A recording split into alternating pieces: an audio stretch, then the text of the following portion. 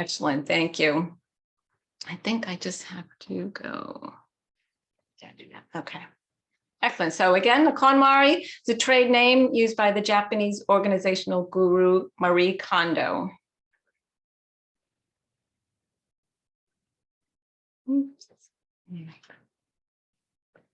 I began my KonMari journey about 5 years ago, and it has changed my life for the better.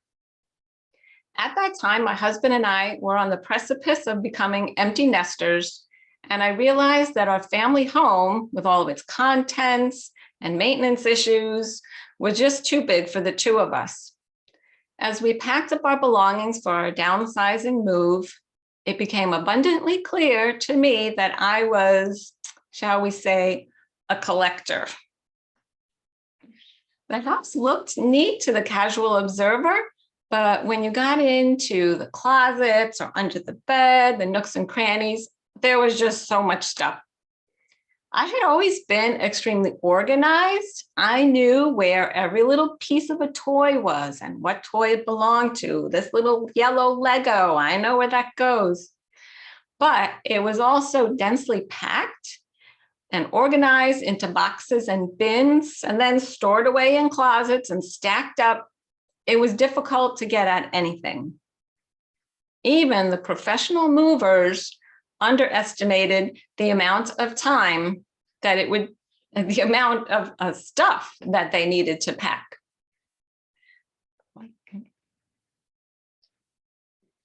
I love storage solutions and organization, but something just wasn't right. It was out of control on my end. While unpacking in our new space, I became overwhelmed by the stuff. My mother had recently passed away, and I inherited many of her things, which just added to the volume. One day, my daughter said to me, "Hey, Mom, have you ever heard of Marie Kondo? I think you'll really like her." Well, the rest is history. I watched that Netflix series at least twice through. And I Googled Marie Kondo, I Googled the KonMari Method, and I was witnessing her poise and hearing her thought process, and it all just really resonated with me. It was a technique that finally made sense to me, and I was hooked. When I discovered that KonMari offered official workshop training to become a certified KonMari consultant, I was off and running. I literally quit my day job to become a KonMari consultant. This experience transformed my life, and it taught me how to eliminate clutter once and for all. My job and passion is to share the joy of the life-changing magic of tidying up, and it is my pleasure to share many of the concepts with you today. My presentation is called Tidy Up and Spark Inner Joy using the KonMari Method. I will be discussing how the act of tidying your possessions can bring about a host of benefits, including stress reduction, creating a tidy space that sparks joy. My goal for this talk is to introduce you to the KonMari Method and hopefully give you enough detailed information so that you can go out and KonMari your own home yourself. If half of you can accomplish this yourself, I will be thrilled. And that would be a wonderful outcome for me. My role as a consultant is to offer individualized services to those that need assistance, because it's a tricky process, and some people can do it themselves, others benefit from the help and assistance of a consultant. Marie Kondo's tidying method is actually an extension of a Japanese art that is steeped in tradition. Some of the practices stem from ancient rituals at Shinto shrines and expressions of deep respect for inanimate objects and possessions. Marie spent her entire childhood obsessed with organizing and eliminating clutter. One time during her quest, she discarded items that belonged to her family. I think it was her brother's coat, and she got in big trouble for that. So we definitely do not recommend that. But she finally came to the conclusion that the best and most successful organizing process starts with decluttering. In her KonMari tidying method of decluttering, you focus on what you want to keep rather than what you want to let go. You choose what sparks joy. It is this fundamental philosophy of keeping only what you love that makes this process work and prevents the rebound to clutter. There are many methods out there today for decluttering and organizing your space. Some suggest moving your hangers around in your closet. And if something winds up at the back of the closet, that means you haven't worn it in a while, so you should let it go. Well, part of the problem with that method is that they're suggesting you throw something out or donate something that you just haven't worn in a while, but it might be something that you really care about. So that method isn't ideal. Another popular trend was to organize by location, meaning first you do the bathroom, then you do the kitchen. The problem with this method is that you never really get a grasp on your entire inventory of things. There's lots of social media groups out there aimed at helping you declutter. I've seen a Facebook group for 365 items in 365 days. But sadly, so many people find that they revert back to clutter in no time. So by a show of hands, who here has tried some of these other methods? All right, a few of you, very good, very good. I can tell you personally that I, like you, have tried some of these methods over the course of my life. But for me, it is only the KonMari tidying method that has truly worked. And I've never reverted or rebounded back to clutter. It's a transformational, successful journey.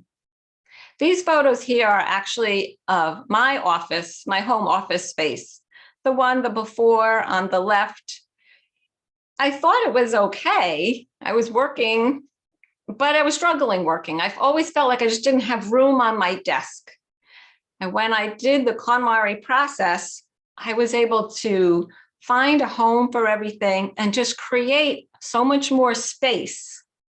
And it's so much easier and pleasant to work there now at my home office. So what brought you here today? This is a photo of me at a client site on our first day. I'll show you the end result later. But this one, just to show you that no job is too big or too small. So again, what brought you here today? Is it because you spend so much time looking for something? Where is that book? I know I have it somewhere. I know I own that book. I just can't find it. That can be very stressful. Is it because you buy an item even though you know you already own it, but you just can't find it? Where is that ice cream scoop? I know I have one. I'm just going to go order one on Amazon. It'll be here tomorrow. That's what I have to do. I need it for the party. Because you can't find an item, you go and places like these online sites, they make it so easy for you to order something. Click of a button, boom, it's done. In a few seconds, you've ordered something new and it's on the way. You'll receive it the next day. But you don't want your home to become the warehouse.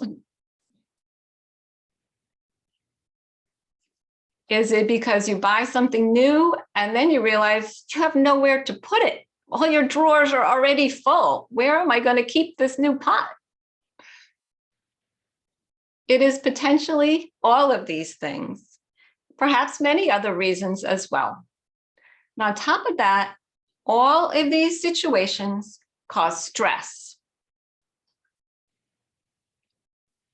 Spending time searching for something that you know you have can make cortisol stress hormones rise. Buying something because you can't find the one that you know you have triggers stress, which is more cortisol. Bringing new items into your home with no specific place to store them causes more clutter, which causes more stress and more cortisol. And on top of it all, just seeing clutter causes stress. It is actually scientifically proven that clutter causes stress.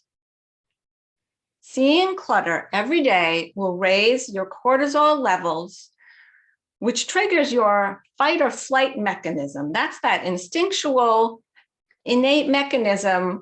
Should I go? Should I run? Should I stay? That fight or flight. And that chemical reaction, when triggered repeatedly, actually causes physiological stress.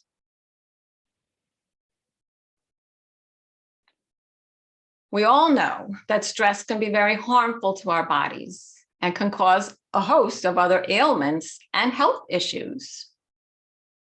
Our brains like order. That's how we're designed. Constant visual reminders of disorganization can drain your cognitive resources. It can reduce your ability to focus. I'm sure we've all experienced that. Oh, I can't think, there's so much stuff around. It can also increase cognitive overload, where you just feel like your brain is overloaded, and it can reduce your working memory.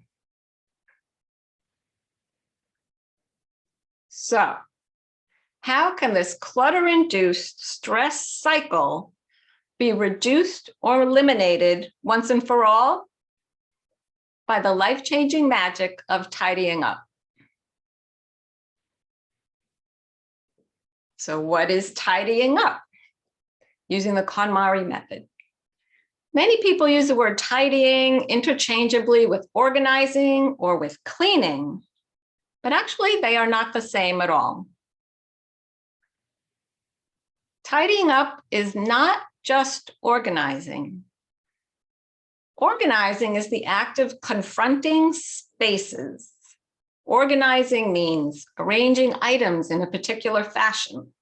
It doesn't necessarily involve any reduction in quantity. There's so many shows out there now that have an organizational theme. I'm sure you've seen some of them. Some even go so far as to increase your amount of stuff. I actually saw one episode where they told the woman to go out and buy another box of cereal so that she could pull out all the little purple pieces, put them in another jar, so she'd have a jar full of purple, so she could create this rainbow theme in her pantry. Now, don't get me wrong, I love creating a rainbow theme, artistic and colorful way of organizing, but really, there's no need to go out and buy additional things to complete your organizing. Cleaning is the act of confronting nature. So everyone understands cleaning. This is removing the dirt from something. Now, it's very likely as you go through the tidying process, you'll want to clean. And that's great because you're going to get into corners and nooks and crannies that you haven't seen in a long time. Maybe we should clean the dust out of that. So tidying is not cleaning. Tidying is the act of confronting your past. It's the act of confronting your possessions and yourself.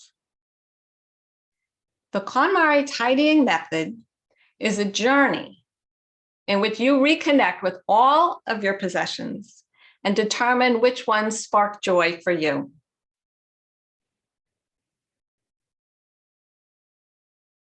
How to begin tidying up once and for all? I hope I can share some wisdom with you today. Step 1 is create a vision. Start with a vision. How do you see yourself living your ideal lifestyle? And this is a very important step to take the time to do this in the beginning. Is your vision being able to have time to relax in a warm bath, surrounded by candles and soft music when you get home from work? Doesn't that look lovely? Is your vision to be able to do laundry and put the folded clothes away immediately, rather than getting this pile of laundry, putting it in a pile, and it just sits there, and then everything gets wrinkled, and then it's next to the dirty laundry pile, and everything gets mixed up, and you have to wash it all over again? That sounds stressful to me. Is your vision to have more time to spend with your family or on yourself? Really think about what you want to change in your life and put it into words or a diagram or maybe a vision board. Then reflect on that vision often during the process. It will really help for you to stay focused. The next step is to understand and follow the categories in order. The KonMari method, there are 5 categories. The first category is clothing. The second category is books. The third category is papers. Now, I know I talked about things sparking joy, keeping things only that spark joy. Sometimes there are slight exceptions to the rule. Most people don't find joy in papers. I know we all keep papers. Papers often you keep because you have to, like a lease agreement or a warranty or something like that. So with papers, there's some exceptions, or a bill. I need to pay this. I need to take care of those. Papers, we can talk about that separately. They don't always spark joy, but some things you just have to keep. That's category 3 is papers. Category 4 is called komono, not to be confused with kimono, but komono is a Japanese word for miscellaneous. This is most other major items, the kitchen, the closets, electronics, your garage, that everything drawer that everybody has, filled with all kinds of pens, pencils, everything. Kimono, as with other categories, but in particular kimono, we often create subcategories just to keep things a little more straightforward and manageable. Kimono might have subcategories like CDs and DVDs and other electronics, pots and pans, that kind of thing. So kimono is a large, big encompassing thing, but you do still do that all at once. And then category 5, the last and final category, is sentimental. Now, you may find as you're going through the first 4 categories, something might come up, like a piece of clothing. I can't decide on this.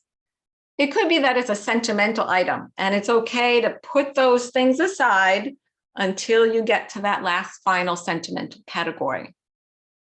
Very often that's what happens. That's where you get a sentimental categories from coming across things through the other 4. So it's important to follow these 5 categories in order. And what do you do with each category? So for every category, you will gather all your items into one place. This is kind of the mind-blowing part for people. This means everything.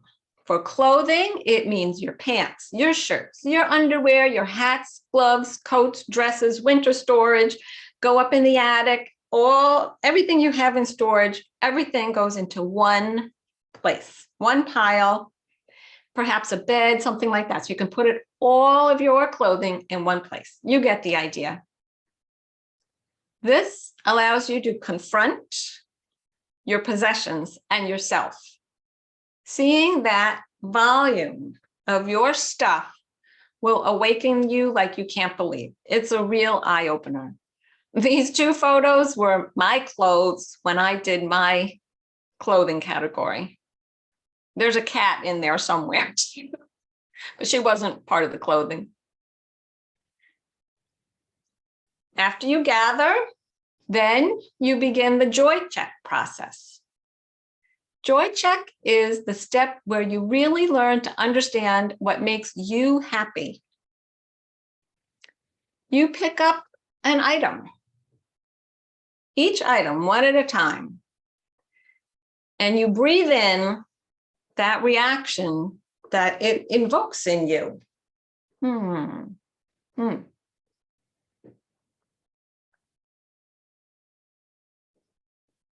Certain clothing may hold fun memories of the past, like, I wore this outfit when I went to that concert. If I throw it out or donate it, I will lose that memory. But that's actually not true. You won't lose the memories. You have the memories in your head. One of the reasons decluttering is so hard for people is that clutter can represent our goals and our pursuits that we never followed up on. You may have bought some art supplies because you wanted to start to paint, or some other craft project, or something else that you started to do, but you never got to finish it. And you're going to come across these things when you tidy. And that is definitely a hard thing to face. Facing your possessions, it forces you to confront your imperfections and inadequacies. And it really makes you ponder why you're holding on to something. It can be very liberating. As you go through the first category, clothing, you will actually gain confidence in your own decision-making ability. This ability will strengthen even more as you progress from one category to another. It's an empowering process. It allows you to connect with your past and really confront things head-on. So many personal conflicts are going to be addressed during tidying.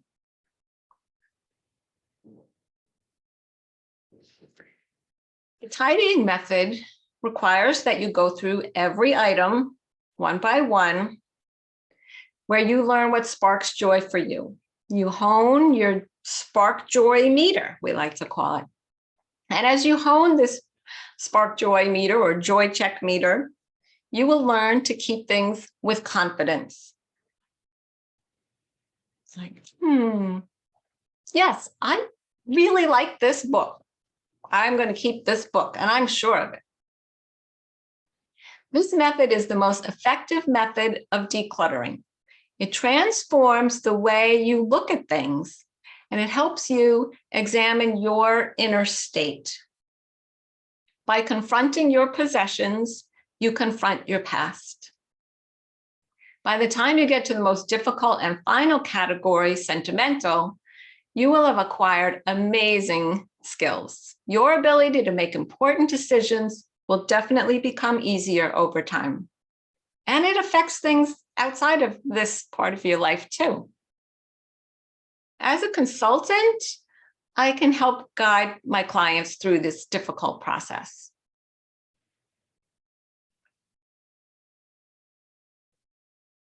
Once you decide to keep an item that you realize you need to treat it with respect and honor. I love this book. I'm going to put it where I can see it all the time.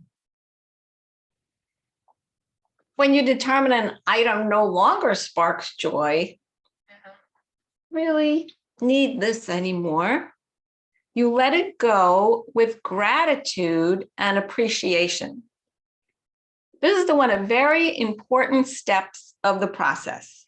You send things off with joyful words like, thank you for spending time with me. Or have a good journey as you donate something. Or maybe for a piece of clothing, you might say, thank you for helping me understand what doesn't look good on me. These words of gratitude will help you let go. The items that you are ready to part with are ready to start a new journey themselves. They don't want to be sitting in a box or in the back of a closet unloved. You will both feel a sense of appreciation for parting ways.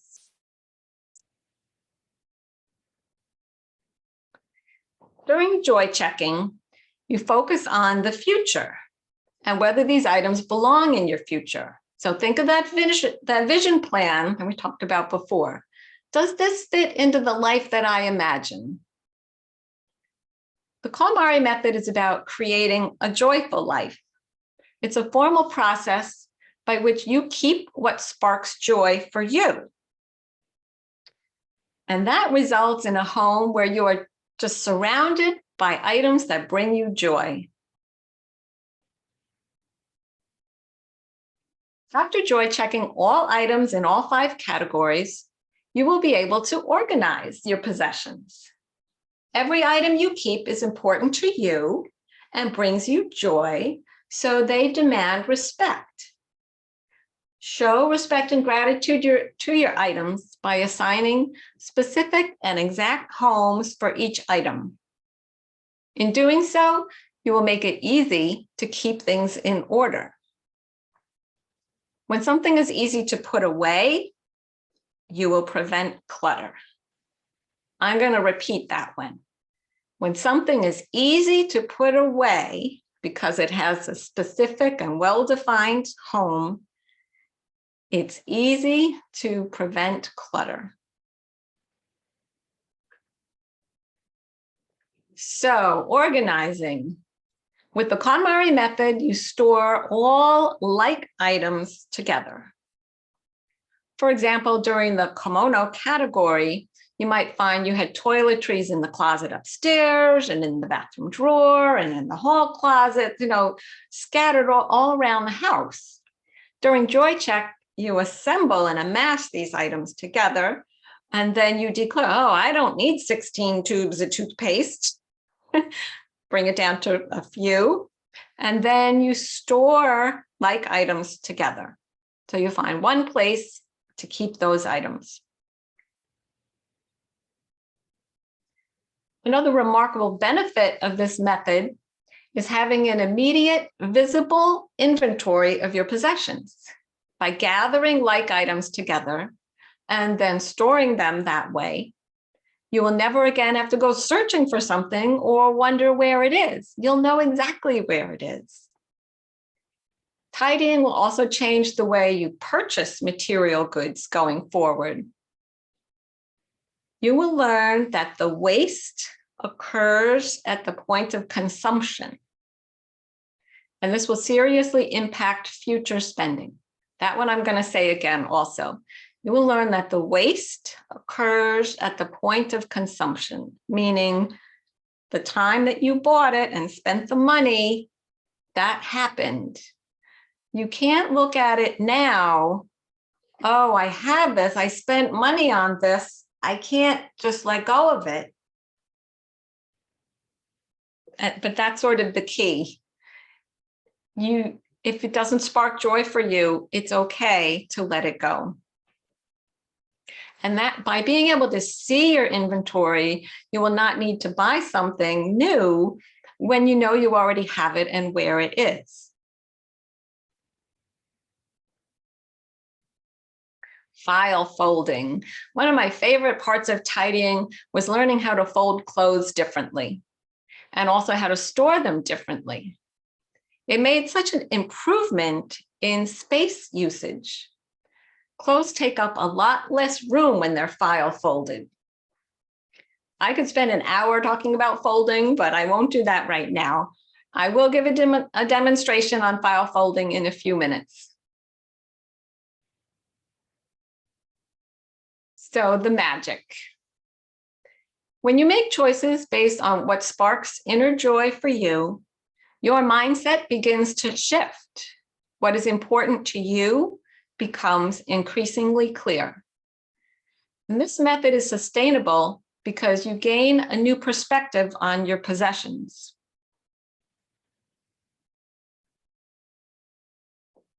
So here we are. Here's the cliff notes for you, the magic.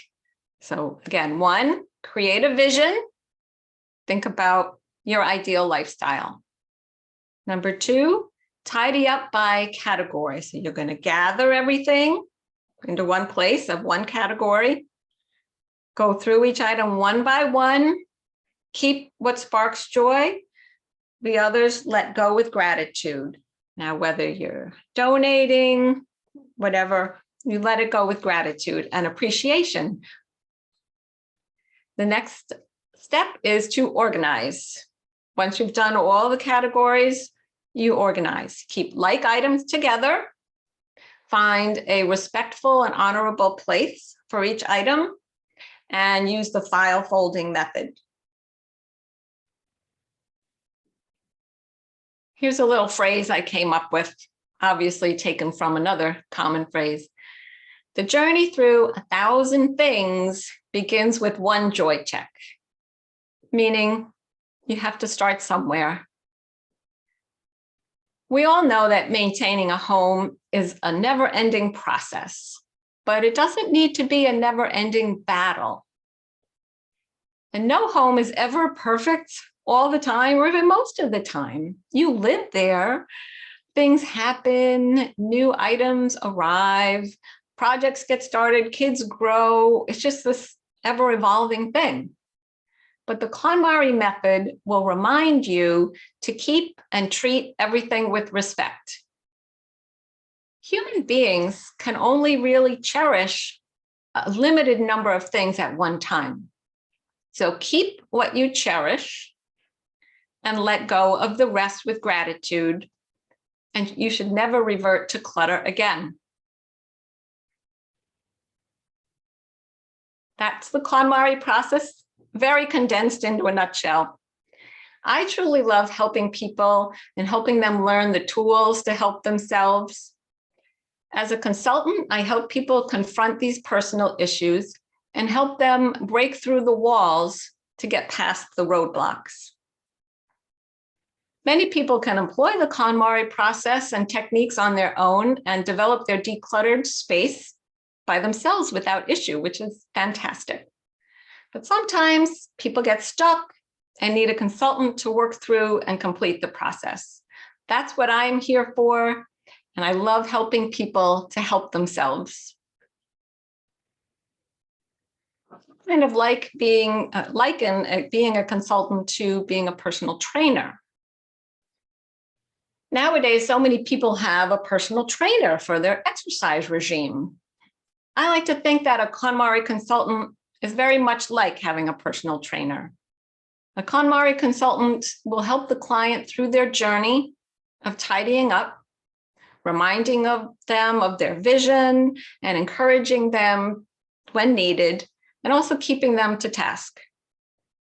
I've had a few clients who have shared with me that they really need the appointment sessions with me on their calendar in order to tackle their tidying. They aren't going to get to it on their own. And that's perfectly okay. That's great. That's what I'm here for.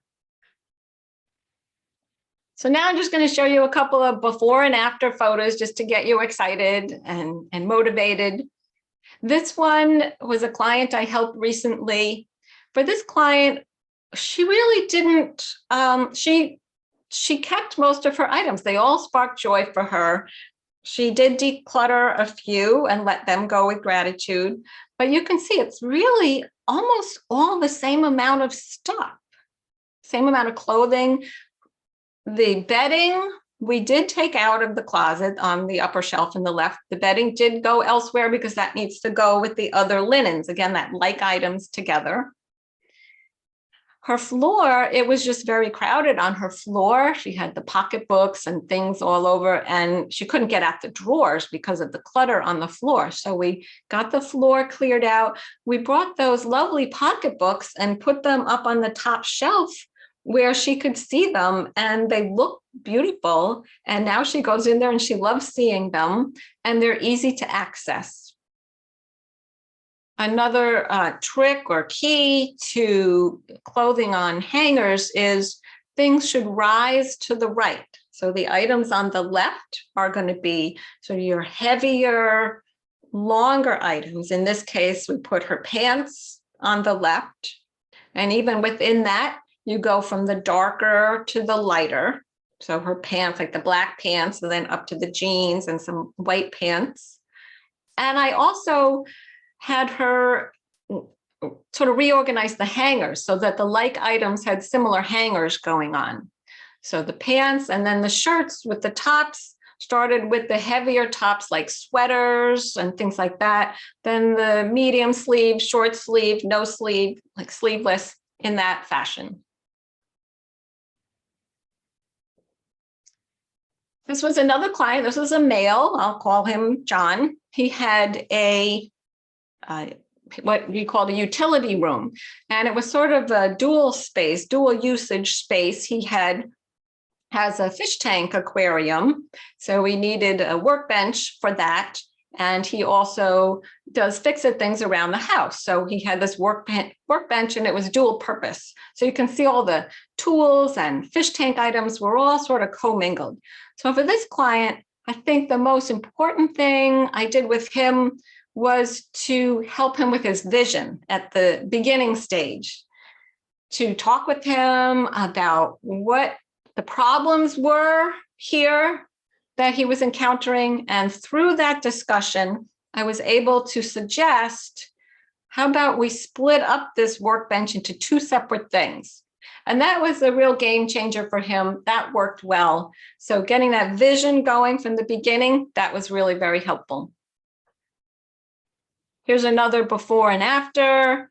Again, the concept of rise to the right and getting things off of the floor. Two key concepts, I think. So remember that photo I showed you earlier at the beginning? It literally took me 45 minutes to carve a path to get to the wall socket because there was not a lot of light in this room. But again, no job is too big or too small. So this was before. And here's the finished result. This took 9 visits, 9 sessions, and 27 hours together. She also did some work on her own in between sessions, but she is so motivated. We organized her books, as you can see, and we got all of her poetry books. This was something I guided her towards. We got all of her poetry books on the bottom shelf of that wall unit right above her desk. So when she's sitting at her office space, she can easily access her poetry books, which was just so special for her. And she's so excited. She got the walls painted afterwards, and she's going to buy new curtains and just as the finishing touches. So she's just, this was a big success story. So thank you all so much for listening. A special thank you to Linda Ahern and Miriam and the Tuckahoe Library for allowing me to share this with you today. It was really special for me. I'm done with the presentation part, but now I'm going to move on to the active portion, and I'm going to do a file folding demonstration. So just give me one moment. I'm going to stop sharing my screen, and I'm going to set up. If you want to run and get a t-shirt or something like that, now is a good time if you want to join along in doing some folding.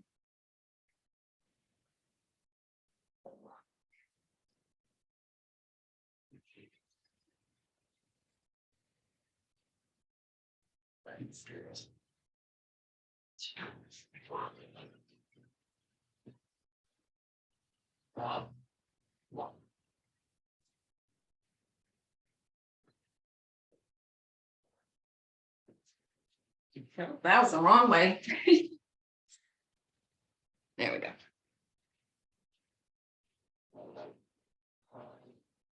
Okay, so I'm going to do a little file folding demonstration. Here I have a little basket, and in it are 4 shirts. So this is file folding, and it's a good example of how you can store your shirts using this method.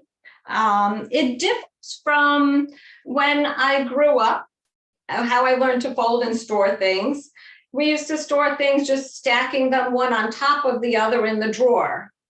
And the problems with that, so this was a real eye-opener for me. The problem with that is the items on the bottom have to absorb all the weight from the things on top of them. So the ones on the bottom get much more wrinkled from the weight of the other shirts on top. And have you ever tried to get something out underneath? You pull it out and then everything gets all messed up. So that kind of method just doesn't work that well. This file folding method, you have immediate visibility of what you own. Oh, I want that blue shirt. There it is. You take it out. I haven't disturbed anything else. So these are already folded. I'm going to unfold it so I can show you the folding process. Move this back a little bit. So you take a t-shirt, and what you're going to do is lay it flat on your surface. It's good to have a nice flat surface. I'm using an ironing board right now, which is not the best because it's not really wide enough. But the idea is you're going to take the one shoulder and bring it over to the opposite neckline. We're going to ultimately try to create a long rectangle. So we're going to take the one side, the outer edge, bring it over and fold it on top so the outer shoulder goes to the other neckline. And then if it's a t-shirt or a shirt, then you take the little sleeve and you fold that back over.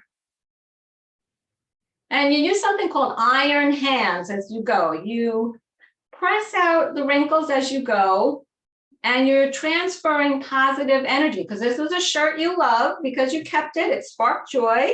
So you're transferring some positive energy to it. Now you're going to take the other side and do the same thing. Bring it over. So basically you folded it in thirds lengthwise. That's basically what you've done. Then you bring that other little sleeve and you bring that on top. So what you have now is a long rectangle. And if you are going to put it in like a little basket or something like that, the idea is that the width of this rectangle will fit into that bin or compartment wherever you're putting it. Now you're going to take the neck portion of the t-shirt and bring it down so you're folding the shirt in half. So now you have a smaller rectangle. You take that rectangle, you go to the hem edge and you fold it 1/3 of the way up. Then you take that third and you fold it over again. So now you folded it in thirds. And if a miracle occurs, it should stand up on its own. It depends on the fabric. Some fabric works better than others. So now you have your shirt like this, and you can just put it in your compartment. That's very good. Very good. So that is the concept behind file folding. And you'll use that method for other things too. It's really like vertical storage.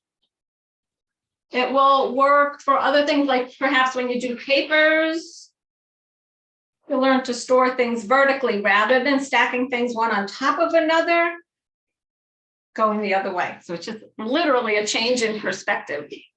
All right, so now, how did everybody do? Does anybody need help with their folding? Feel free to unmute yourself if you have a folding question. I have a question because I've read Marie Kondo's books, and she says that everything should be folded and put in drawers. Well, I was able to do that with everything that was already in a drawer, like underwear and socks or tops. But about the like pants, which I normally hang, I didn't have any success with that. And I thought that they came out more wrinkled. So what did you find with hanging clothes? I agree with you. She recommends folding as much as you can, but some things just you can't fold, and it's really what works best for you. So her recommendation might be to put pants folded in a drawer, but I agree with you. I hang my pants too. I put them on a hanger folded over once on a hanger, but some people just hang them straight down with the clips like that. I agree, pants should stay like that. So it's okay to have things on hangers. It really is. And some things, coats, of course, you have to put on hangers. So not everything would wind up being folded. Right. Thank you. Thank you. Sure. Does anyone else have a folding question? Can I ask a category question? I was going to say, if there's no more folding questions, we can just open it up to general questions. So if clothing is the first category, does that include, I mean, I assume it includes footwear. Does it include accessories, pocketbooks, belts, like everything like that? Falls Yes, into definitely. Shoes, footwear, boots, pocketbooks, belts, hats. Absolutely. Okay. Yes. I always sort of wondered about jewelry, because jewelry is like an accessory, but a lot of times jewelry is very sentimental. So if you want to put jewelry aside or some of it aside to sentimental, that's totally okay. But I believe jewelry is primarily clothing category, but it could be sentimental. Thank you.